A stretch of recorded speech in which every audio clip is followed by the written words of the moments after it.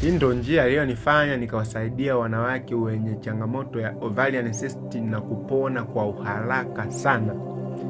Hii njia naenda kuelekeza. Yawezekana umewahi sikia kuhusiana na changamoto za vimbe maji, changamoto za vimbe kwenye mayai, aidha changamoto za ovarian cyst. Bado ni kitu kile kile. Sasa hizi vimbe mara nyingi huwa zinatokea kwa mwanamke yeyote.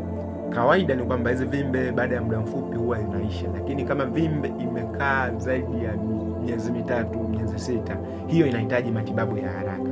Sasa nimekuwa nikitumia njia ambayo imekuwa ikiwasaidia wanawake wengi kutibu tatizo hili bila kujirudia, na wengine hata kabla ya kumaliza dozi walijikuta uvimbe wao umeisha. Namba 1, kutibu chanzo cha tatizo.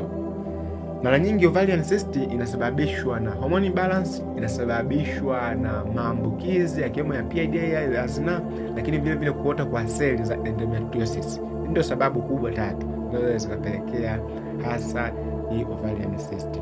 Sasa ni kwamba ukitibu chanzo cha tatizo, kama una maambukizi ya tibu, aidha ni homoni hazipo sawa, hakikisha una balance homoni, lakini vile vile kama ni endometriosis unatibu.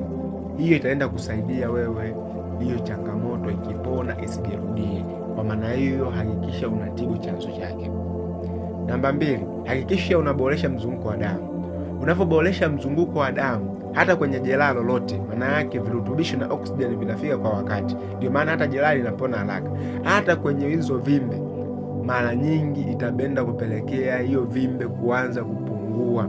Maji yataanza kukauka yenyewe ambayo kwa yamejaa. Mwisho wa siku ile ovari inabaki kuwa kawaida, homoni zinaanza kusafiri vizuri kwa sababu mzunguko wa damu umeboreshwa. Hiyo inaenda kusaidia tatizo linaisha vizuri moja kwa moja. Namba 3, hakikisha unaimarisha kinga ya mwili.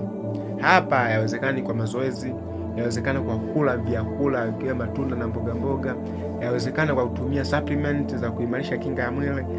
Fanya hivyo, imarisha kinga yako ya mwili. Kinga ikiwa imara, utendaji kazi wa seli unakuwa unaenda vizuri kwenye mwili wako. Hiyo itaenda kusaidia uvimbe kuisha kwa haraka. Njia hizi nilizokuambia nimedhibitisha na nimewasaidia wanawake wengi sana ambao wana changamoto za ovarian cyst.